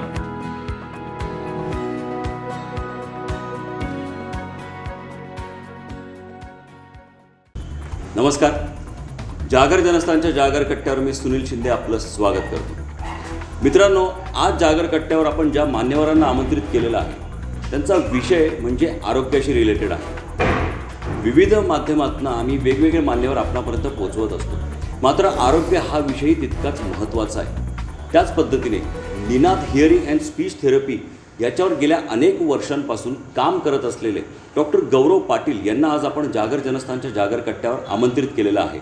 विविध मुद्द्यांवर आज आपण त्यांच्याशी चर्चा करणार आहोत. मात्र तत्पूर्वी सुरुवातीला आपण त्यांचं जागर कट्ट्यावर स्वागत करूया. पाटील साहेब, जागर कट्ट्यावर आपलं हार्दिक स्वागत. डॉक्टर साहेब, पहिला प्रश्न असा आहे की आज मेडिकल क्षेत्रामध्ये विविध पद्धतीचे बदल होत आहे. अनेक डॉक्टर्स, हार्ट सर्जन असतील, वेगवेगळ्या सर्जरीज करतात आणि मोठमोठे त्यांचं ते एम्पायर उभं राहतं. मात्र आपण स्पीच अँड हिअरिंग टेक्नॉलॉजी याच्यावर काम करण्याचा निर्णय नेमका काय विचार होता त्याच्यामध्ये? ज्यावेळेस मी 12वी नंतर एंट्रन्स दिली त्यावेळेस म्हणजे MBBS किंवा फिजिओथेरपी, डेंटिस्ट्री हे सगळे फील्ड्स आपल्यासाठी ओपन होतेच. पण हे रेग्युलर ब्रांचेस झाल्या. म्हणजे मी बऱ्याच डॉक्टरांचे सल्ले घेतले की नवीन याच्यामध्ये काय आहे, की मला नवीन जे आपल्या खानदेशात ज्याची कमी आहे असं कोणती फील्ड आहे. तर मला बऱ्याच जणांनी सल्ला दिला की आपल्याकडे ऑडिओलॉजिस्ट आणि स्पीच थेरपिस्ट नाही आहेत आणि याची ट्रीटमेंट घेण्यासाठी बऱ्याच आपल्याकडच्या पेशंट्सला मुंबई, पुणे अशा ठिकाणी जावं लागतं. मेट्रोमध्ये त्या फॅसिलिटीज आहे आणि त्याचा अवेअरनेस पण खूप कमी आहे. तर मग त्यांच्या सल्ल्यानुसार ज्यावेळेस मी एंट्रन्स दिली, त्याच्यानंतर जेव्हा राऊंड सुरू झाले त्यावेळेस मला हे सीट्स अवेलेबल होते आणि मुंबईच्या कॉलेजेसमध्ये ॲडमिशन्स घेतले. आपल्याकडे याचे कॉलेजेससुद्धा नाही आहेत. महाराष्ट्रात फक्त 2च कॉलेजेस आहेत आणि एक प्रायव्हेट कॉलेज आहे पुण्याला. तर म्हणजे महाराष्ट्रात फक्त 3 आणि तिघही कॉलेजमध्ये जर सीट्स बघितले वर्षाला तर 50 ते 60च फक्त सीट्स आहेत. म्हणजे त्याची कॅपॅसिटी पण कमी आहे आणि तिकडे जाण्याचा लोकांचा कलसुद्धा कमी आहे.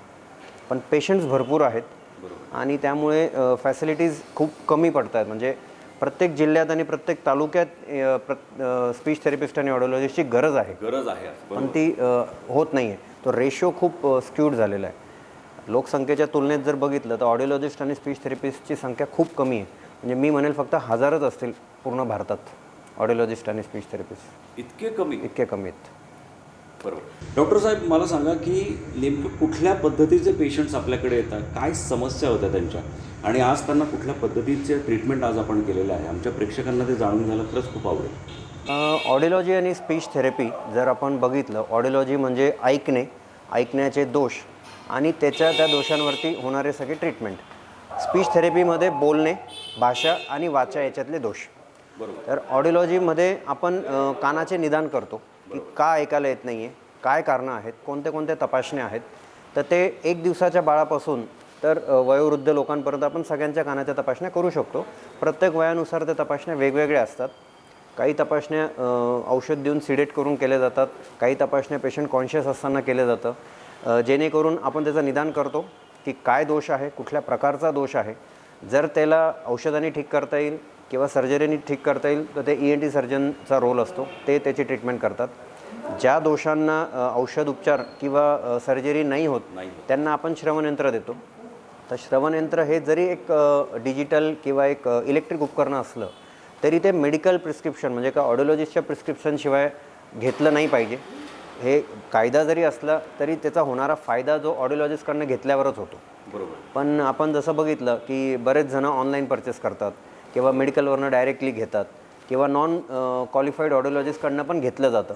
कारण की ते भरमसाठ ॲड करतात, फेसबुक ॲड किंवा पेपर ॲड्स, डिस्काउंट दाखवतात आणि तिथून लोक ते घेतात.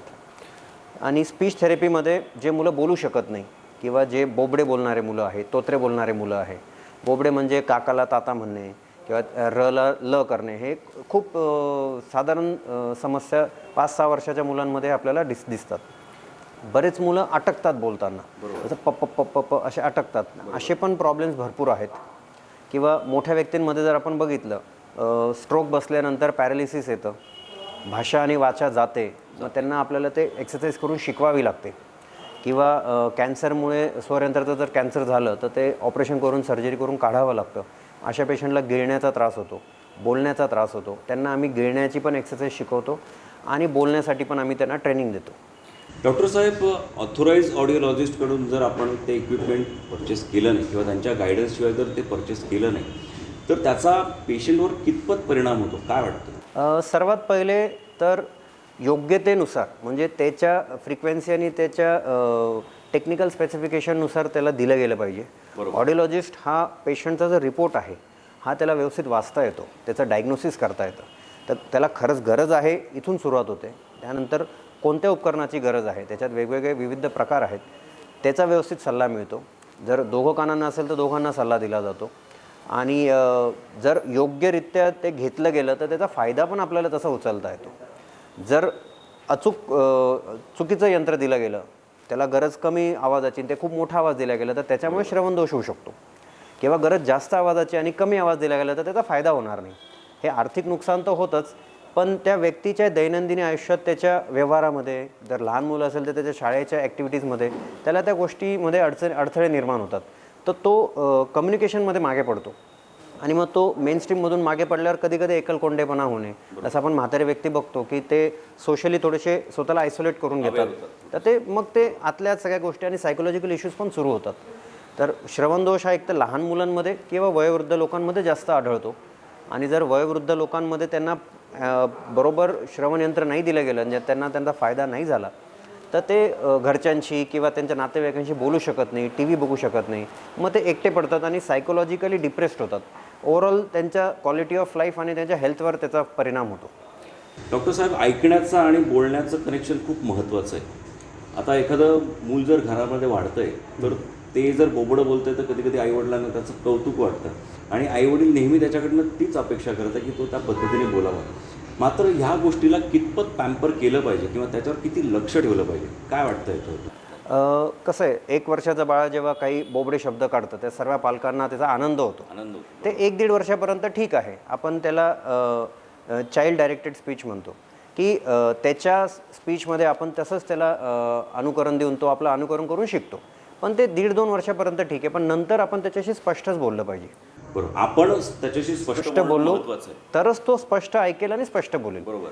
पण आपण असं बघण्यात आलं आहे की अति लाड जेव्हा होतात हे 6-7 वर्षापर्यंत पण कंटिन्यू होतं पालकांकडनं, आणि मग ते मूल तसंच शिकतं आणि मग ते एक डिसऑर्डर होऊन जाते. बरोबर. जसं ऐकतात मुलांना ते प्रॉब्लेमॅटिक वाटत नाही, पण जेव्हा अनोळखी व्यक्ती जसं शाळेत गेलं टीचर त्याचं बोलणं ऐकते, टीचरला काहीच समजत नाही तो काय म्हणतोय, मग तिथे अडचणी सुरू होतात. त्याला इतर मुलांशी बोलण्यात प्रॉब्लेम येतो, टीचरला त्याचं बोलणं समजत नाही, त्याला उत्तरं येत असून सुद्धा त्याला टीचर त्याचं ओरल एक्झाममध्ये तो मागे पडतो. डॉक्टर साहेब, गेल्या अनेक वर्षांपासून जर लहान मूल बोबडं बोलत असेल आणि त्यानंतर जर त्याच्यावर त्याला ओव्हरकम करता येत नसेल तर अशा मुलांवर ट्रीटमेंट होते का? हो, नक्कीच होते. बोबडेपणा हा खूप सहजपणे ट्रीट होणारा दोष आहे श्रवण स्पीच थेरपीमधला, पण ते 4 वर्षापर्यंत आयडेंटिफाय व्हायला पाहिजे आणि त्याची जर ट्रीटमेंट योग्य वयात सुरू केली तर कमी दिवसात आणि खूप चांगल्या पद्धतीने तो पूर्णतः बरा होतो. पण असं लक्षात येतं की 7-8 वर्षापर्यंत पॅरेंट्स त्याच्याकडे दुर्लक्ष करतात की ठीक आहे, बोबडा बोलतोय, मोठा पण बोबडा बोलला होता किंवा काका पण बोबडे बोलले होते. हे आपल्याकडे खूप जुनी म्हण आहे की सगळे मुलं 5 वर्षापर्यंत बोलतात किंवा चालतं, म्हणून ते चाल ढकल होते. ते चाल ढकल न होता योग्य वयात त्याचं निदान होणे, फॅमिली फिजिशियन किंवा पिडियाट्रिशियनला ॲडवाईस घेऊन, स्पीच थेरपिस्टचा सल्ला घेऊन त्याची स्पीच थेरपी लवकरात लवकर सुरू केली पाहिजे. डॉक्टर साहेब, आज हिअरिंगचा इश्यू असो किंवा स्टॅमरिंगचा इश्यू असो, बोबडेपणाचा इश्यू असो, कुठला वर्ग आज प्रामुख्याने आपण आज बघता आहात आणि त्यांचं ट्रीटमेंट करता आहात, काय बदल होत आहे? दोघंही इश्यूज खूप पेशंट आहेत. म्हणजे ऐकण्याचे पण इश्यूज आता खूप वाढत आहेत, कारण की आपण आता टेक्नॉलॉजीचा खूप वापर करतो आहे. आणि आता लॉकडाऊनमध्ये आपण बघितलं सगळेच हेडफोन लावून ऑनलाईनच सगळे आहेत, फेसबुकवर ऑनलाईन आहेत, यूट्यूब चॅनल सगळे बघताना जर आपण बघितलं एक स्टॅटिस्टिक्स तर सगळ्यांचा मोबाईलचा वापर खूप वाढला आहे, जे डोळ्यांना आणि कानाला खूप हानिकारक आहे. आपल्या मोबाईलमध्ये सुद्धा आपल्याला वॉर्निंग येते एका लेवलनंतर क्रॉस झाल्यावर की it's dangerous for your hearing. ते बरेच जण दुर्लक्ष करतात, पण काळांतरा एखाद दिवशी ठीक आहे, पण जर हेच सवय लावून घेतली तर याचा कानांवरती परमनंट त्याचा प्रॉब्लेम होऊ शकतो आणि बहिरेपणा येऊ शकतो, जे आपण प्रिव्हेंट करता येतं. तर हे पण डिसऑर्डर्स भरपूर आहेत आणि बोबडेपणा आणि तोत्रेपणाचे पण अडचणी मुलांमध्ये किंवा मोठ्या व्यक्तींमध्ये पण बऱ्याच प्रमाणात आहेत. डॉक्टर साहेब, अनेक विषय आपल्यापर्यंत आले असतील की एखादं मूल जर बोबडं बोलत असेल तर त्याला घरात काहीतरी खायला देतात आणि त्याला सांगतात की अरे हे खाल्ल्याने अक्कल करा खाल्ल्याने, हां, तर ते दूर होतं, एक इम्प्रूव्ह होतं. काय मत आहे आपलं त्याच्याबद्दल? असे काही असे मेडिसिन्स नाही आहेत की ते मेडिसिन्स किंवा काही काढे दिल्याने बोलणं क्लिअर होतं. असं काही सायंटिफिक एव्हिडन्स अजून तरी कुठे आढळला नाही आहे. इवन आयुर्वेदात पण नाही, होमिओपॅथीमध्ये पण नाही, ॲलोपॅथीमध्ये पण नाही. पण बोलण्याचा जो संबंध आहे तो घरातल्या वातावरणावर खूप डिपेंड करतो. आता मोबाईल याचा खूप दुष्परिणाम आपल्याला लहान मुलांमध्ये बघायला मिळतो आहे. म्हणजे बोबडेपणा आणि तोत्रेपणा हे तर डिसऑर्डर पण ठीक करू शकतो, पण ऑटिझम हा एक खूप मोठ्या प्रमाणावर डेव्हलपिंग मुलांमध्ये होणारा एक बिहेवियरल इश्यू आहे.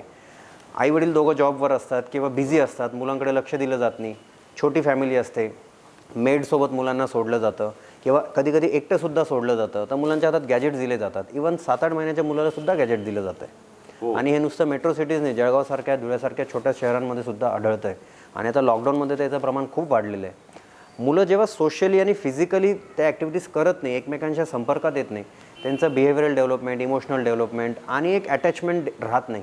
आईवडिलांची म्हणा किंवा आजी आजोबांची म्हणा किंवा इतर मित्रांची म्हणा, त्यामुळे मुलं आयसोलेट होतात.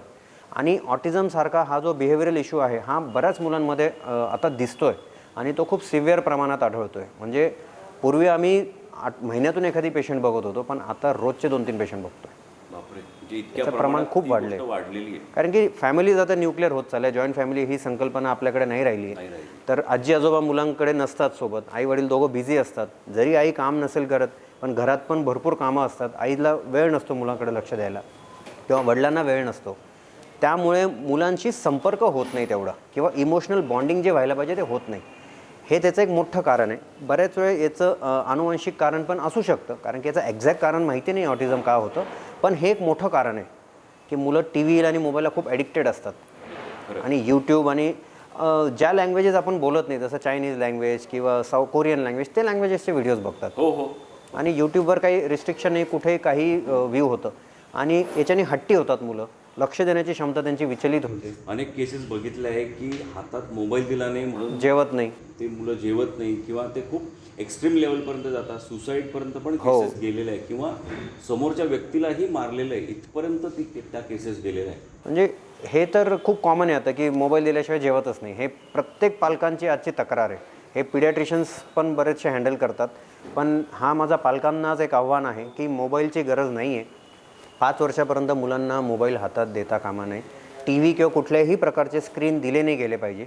पण आता जर करोनाच्या पिरियडमध्ये आपण बघितलं तर शाळासुद्धा ऑनलाईन झालेल्या आहेत, जी एक गरज झालेली आहे. तर तेवढ्या वेळेपुरतं केलं पाहिजे, पण ज्याच्यात पालकांनी सोबत बसायचं आहे आणि टी व्हीवर किंवा मोबाईलवर काय बघतायत हे त्यांना समजवायचं आहे.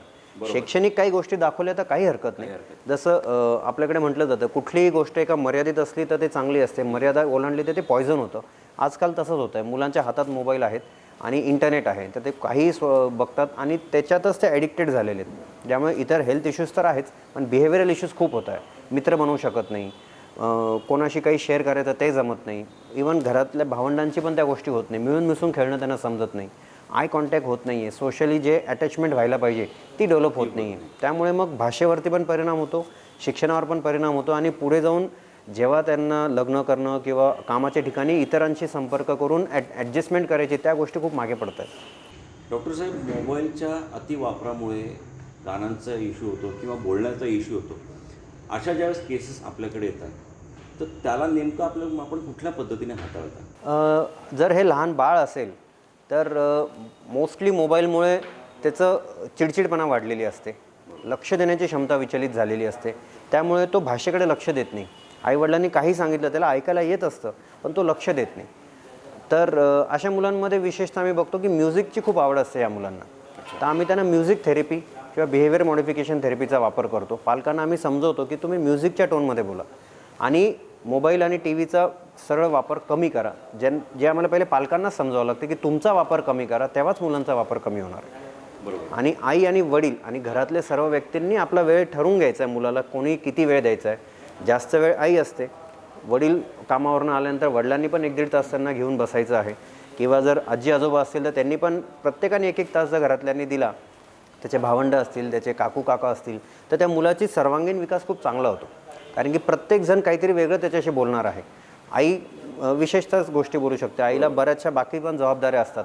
तर हा सर्व लोड शेवटी आईवर न येता घरातल्या सर्वांनी जर डिवाईड केला तर मुलाची डेव्हलपमेंट खूप चांगली होते. आणि म्युझिकमुळे मुलं शांत पण होतात, लवकर शिकतात पण. आपण लहान नर्सरी किंवा किंडरगार्टनमध्ये बघतो की गाण्याच्या थ्रू सगळं शिकवलं जातं. ते मुलांचं अटेन्शन ग्रास्प करण्यासाठी ही टेक्निक आहे. म्हणजे तो रिदम पकडलं जातं. कारण की म्युझिकमध्ये आपण ब्रेनच्या दोघं साईडला स्टिम्युलेट करतो. स्पीच आपण लेफ्ट साईडला स्टिम्युलेट करतो, म्युझिक आपलं राईट साईडला स्टिम्युलेट करतो. ब्रेनचं ओव्हरऑल अटेन्शन आपलं वाढतं, ज्यामुळे मुलं लवकर शिकतात आणि लक्षात पण राहतं. डॉक्टर साहेब, म्युझिकचा आता विषय निघाला आहे, तर म्हणजे इन शॉर्ट मुलांना जर मोबाईल द्यायचा नसेल तर त्यांना कुठेतरी डायव्हर्शन हे खूप महत्त्वाचं आहे.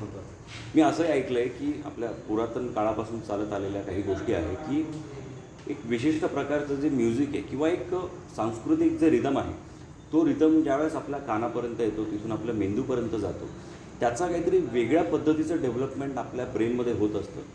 हे कितपत खरं आहे? हो, हे खूप सायन्समध्ये पण प्रूव्ड झालेलं आहे.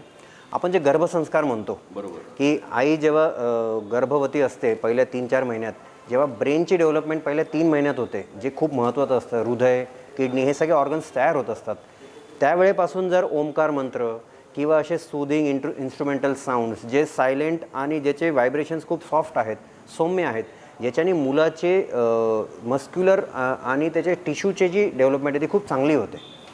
आपण महाभारतात पण त्याचं उदाहरण घेतलेलं आहे. बरोबर.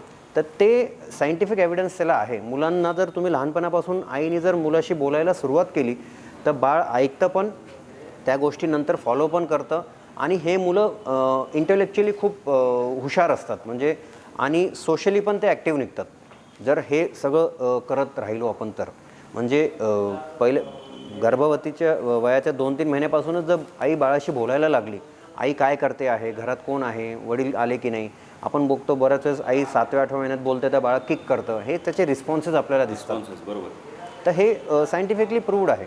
मुलाची ॲकॅडमिक क्षमता आणि त्याची रिझनिंग आणि कॅल्क्युलस ह्या सगळ्या गोष्टी डेव्हलप होतात. स्पीच पण फास्ट डेव्हलप होतं अशा मुलांचं. हां, स्पीच आणि डेव्हलपमेंटवर मला पुढचा प्रश्न विचारायचा आहे की असं ऐकण्यात आहे, असं बऱ्याच वेळा असं ऐकण्यात आहे की मुली पटकन चालायला लागतात, मुली पटकन बोलतात आणि मुलं थोडेसे उशिरा बोलतात, त्यांची वाढ थोडीशी स्लो होते. कितपत खरं आहे? हो, हे खरं आहे. मुलींचं जे आहे, मोटर माइलस्टोन्स मुलींच्या लवकर असतात मुलांचे. आपण जर नॉर्मेटिव्ह बघितलं, मुली ह्या बाबतीत मुलांपेक्षा थोड्याशा पुढे आहेत. मुलं फिजिकली स्ट्रॉंग असतात, मुली लँग्वेजमध्ये किंवा डेव्हलपमेंटमध्ये मुलांपेक्षा पुढे असतात. जर घरात 2 मुलं असतील, एक मुलगी आणि मुलगा, मुलीची डेव्हलपमेंट फास्ट होते, मान पकडणे, बसणे, चालणे किंवा बोलणे. मुलाची थोडीशी स्लो असते. म्हणजे हे पूर्ण पॉप्युलेशनचा जर आपण अभ्यास केला तर, पण सायंटिफिकली हे प्रूव्ड आहे, मुलींची डेव्हलपमेंट फास्ट असते. आपण ओव्हरऑल आपल्या रोजच्या वावरात पण बघितलं, मुलींचं लँग्वेजवरती पकड चांगली असते. मुली लँग्वेज स्किल्समध्ये खूप हुशार असतात. टीचिंग प्रोफेशनमध्ये पण बघितलं तर फिमेल्सचं प्रमाण जास्त आहे. मेल्स हे हार्ड वर्किंग आहेत. हे जेनेटिकली पण आहे आणि स्ट्रक्चर्स पण त्यांचे तसे बनलेले आहे. मस्क्युलर ग्रोथ मुलांची चांगली असते. हे सगळं हार्मोन्स आणि हे फिजिकल स्ट्रक्चर तसं बनवलेलं आहे, जेनेटिक आहे. डॉक्टर साहेब, अनेक लोकांमध्ये म्हणजे मुलं असतील किंवा मोठी माणसं असतील, त्यांच्यामध्ये कधी कधी एक विशिष्ट शब्द त्यांना बोलता येत नाही. काही लोकांना र बोलता येत नाही, काही लोकांना द बोलता येत नाही. अशा अनेक उदाहरणं आपल्यासमोर येतात. नेमकं त्यांना कुठल्या एक्सरसाइजनी ते ओव्हरकम होता येतं का? आता अनेक लोकांचं तर मी बघितलं आहे की त्यांना तो शब्दच बोलता आलेला नाही. अशा रुग्णांवरती उपचार होतात का? होतात, हो, नक्की होतात. आता र न बोलता येणं हा खूप कॉमन प्रॉब्लेम आहे.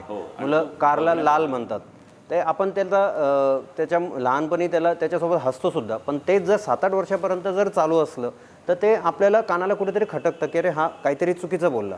तर ते 5 वर्षापर्यंत योग्य आहे, पण 5 वर्षानंतर ते यायला नाही पाहिजे. तर प्रत्येक उच्चार कसा उच्चारला जातो त्यासाठी जिभेची ठेवण, ओठांची ठेवण, हवा कुठल्या पद्धतीने तोंडातून येते आहे हे जर त्याला व्यवस्थित शिकवलं, त्याला त्या गोष्टीसाठी सातत्याने प्रॅक्टिस करवली तर ते जमते.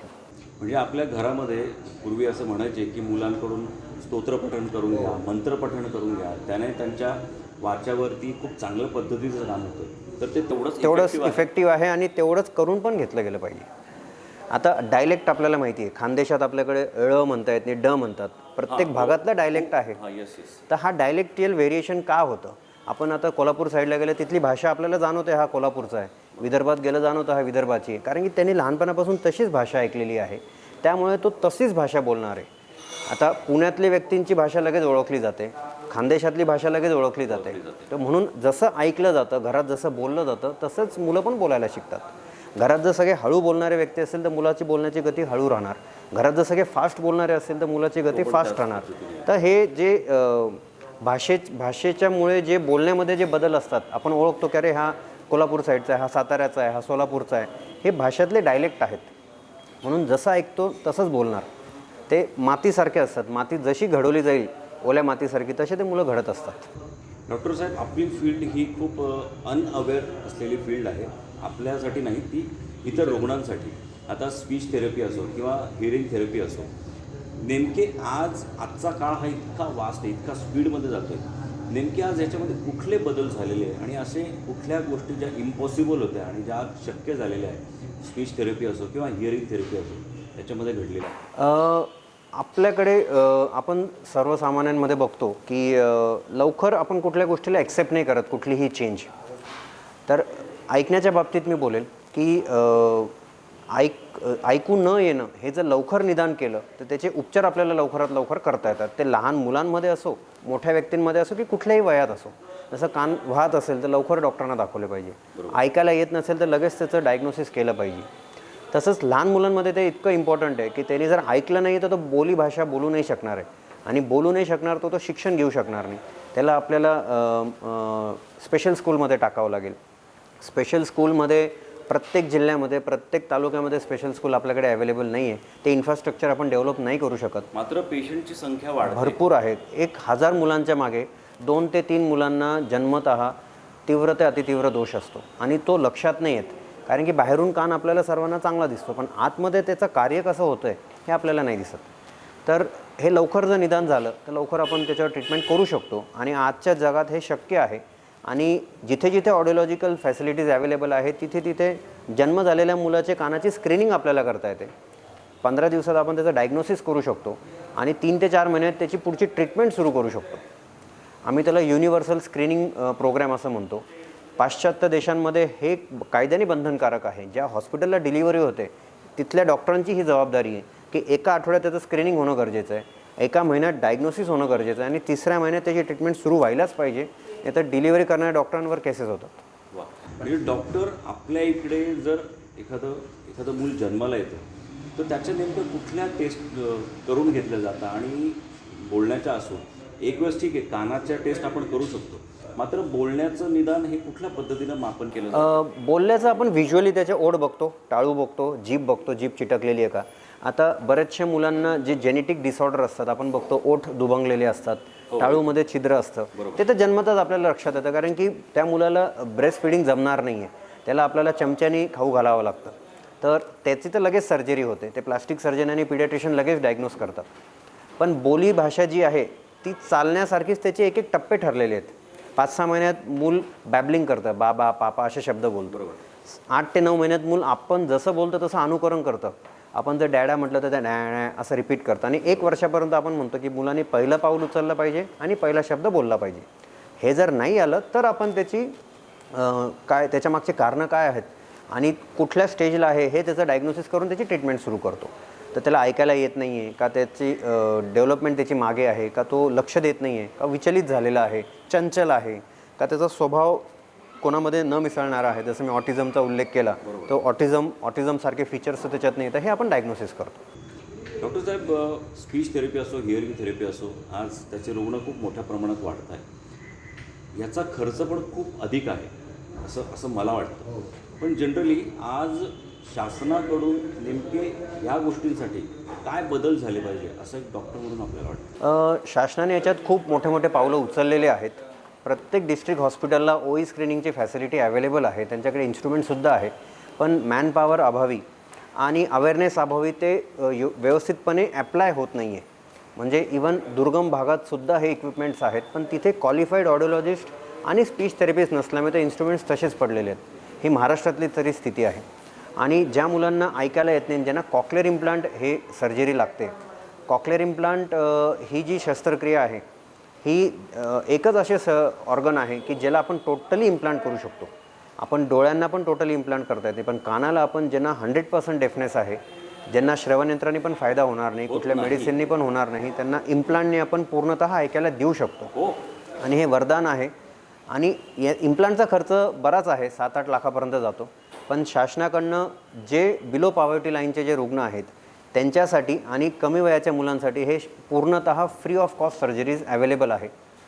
आलिया वर्जंग जी इन्स्टिट्यूट आहे बांद्रामध्ये, त्यांच्या वतीने आणि सेंट्रल गव्हर्नमेंटच्या स्कीमने ॲडिप म्हणून त्यांची स्कीम आहे, त्याच्या अंतर्गत अशा मुलांना पूर्णतः फ्री सर्जरीज होतात. आणि त्यासाठी मेट्रो सिटीजमध्ये पण जायची गरज नाही. आपल्यासारख्या धुळे जळगावसारख्या शहरातसुद्धा या सर्जरीज अवेलेबल आहेत. जे ऑलरेडी हे सर्जरीज करणारे डॉक्टर्स आहेत त्यांनाच त्यांनी रेकग्नाईज केलेलं आहे, आणि त्यांची थेरपीसुद्धा तिथे फ्री होते. म्हणजे 7 ते 8 लाखाचं इम्प्लांट, त्याचं सर्जरी आणि त्याच्यानंतर 2 वर्षाची स्पीच थेरपी हे सगळं गव्हर्नमेंटकडनं फ्री ऑफ कॉस्ट मिळतं आहे. त्याचा अवेअरनेस आपल्याकडे अजून नाही आहे. मला अजून याच्यात एक सांगावंसं वाटेल की आता जिमची खूप क्रेज आलेली आहे आपल्या सर्वीकडे. आणि आपण जर सगळ्या मल्टीनॅशनल जिममध्ये गेलो तर तिथे खूप हाय इंटेन्सिटीमध्ये आवाज चालू असतो. म्हणजे आम्हाला वारंवार त्यांना रिक्वेस्ट करावी लागते की एवढा आवाज चालवू नका. ऑलरेडी तुम्ही जिम करताय, तुमचा BP वाढलेला आहे आणि त्या आवाजामुळे पण BP वाढतो आहे. तर अनेक लोक तर हेडफोन्स टाकूनच जिम करतात. ते एक स्टिम्युलेटिंग त्यांना असतं, पण ते एक मिनिमम लेवलवर असलं पाहिजे. कुठल्याही गोष्टीचा अतिरेक हा विष आहे, हे वाक्य तेवढंच सत्य आहे कानाच्या बाबतीत. तर नॉईज पोल्युशन असो, मोबाईलचा यूज असो की हेडफोनचा यूज असो किंवा अतिरेक इंटरनेटचा यूज असो, तो लहान बाळ असो की मोठा व्यक्ती असो, ते डोळ्यांना तर हानिकारक आहेच, कानालासुद्धा हानिकारक आहे आणि त्याच्या स्वभावावर पण फरक पडतो.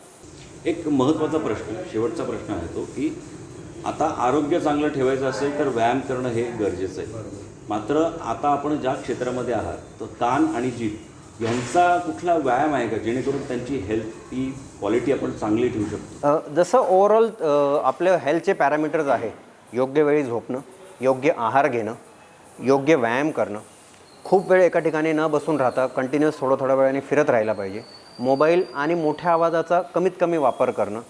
जे ऑफिसमध्ये आहेत त्यांनी लँडलाईनचा वापर करावा किंवा त्यांना मोबिलिटी पाहिजे तर कॉर्डलेस फोनचा वापर करावा. आणि खूप आपलं वेट आणि हाईट ह्याप्रमाणे आपलं जर डाएट आपण ठेवलं तर त्याच्यामुळे स्ट्रोक येण्याची शक्यता कमी होते. स्ट्रोक न आल्यामुळे बाकीचे इतर जे स्पीचचे प्रॉब्लेम आहेत ते सगळे आपण प्रिव्हेंट करू शकतो. तर ओव्हरऑल फिटनेस आपलं तिथे जे ओव्हरऑल हेल्थशी रिलेटेड आहे. परत व्यसन, गुटखा, तंबाखू याच्यामुळे कॅन्सर होतो. कॅन्सर झाल्यामुळे जीभ किंवा जबडा किंवा स्वरयंत्र काढावं लागतं. तर ते सुद्धा रुग्ण भरपूर आहेत. तर त्याचा जे पण आपलं व्यसन असेल ते बंद केलं पाहिजे. तंबाखू आणि गुटख्यामुळे खूप कॅन्सरचे पेशंट आपल्याला बघायला मिळतात. यांना गिळायला यंग एजमध्ये 2-2.5, 25-30 वर्षाच्या व्यक्तीलासुद्धा स्वरयंत्र काढलं जातं. मग तो आयुष्यभर त्याला तसंच राहायचं आहे, त्याला गिळायला त्रास आहे. परत कॅन्सर हा दर 4-5 वर्षांनी काही ना काही त्याच्यात परत पुढचे रोग येण्याची शक्यता पण असते. तर हे सगळे व्यसन हे टाळले गेले पाहिजे. त्याच्यात बिडी, सिगरेट, तंबाखू, दारू हे सगळं आलं. डॉक्टर साहेब, खूप अगदी अल्पशा वेळेमध्ये आपण खूप विविध मुद्द्यांवरती आमच्या प्रेक्षकांपर्यंत खूप अमूल्य अशी माहिती पोहोचवली. आज आपण जागर कट्ट्याला जो एक अमूल्य असा वेळ दिला आणि आपली ही इतकी महत्त्वाची इन्फॉर्मेशन आम्हाला जागर कट्ट्याच्या माध्यमातून आमच्या प्रेक्षकांपर्यंत पोहोचवता आली, त्यासाठी आपले खरंच खूप खूप खूप धन्यवाद. ईश्वर करो की आपल्याकडून खूप अनेक रुग्णांचं कल्याण होवं आणि आपलीही प्रकृती उत्तम राहो, हीच जागर जनस्थानच्या परिवाराकडून आपल्यासाठी सदिश धन्यवाद. तर मित्रांनो, हे होते डॉक्टर पाटील, ज्यांनी एक वेगळ्या स्ट्रीममध्ये जाऊन जिथे लॅकिंग आहे, अनेक डॉक्टर्सची आज गरज आहे, तिथे ते आज रुग्णांना सेवा पुरवता आहेत. मात्र आपण काळजी घेणं तितकंच महत्त्वाचं आहे.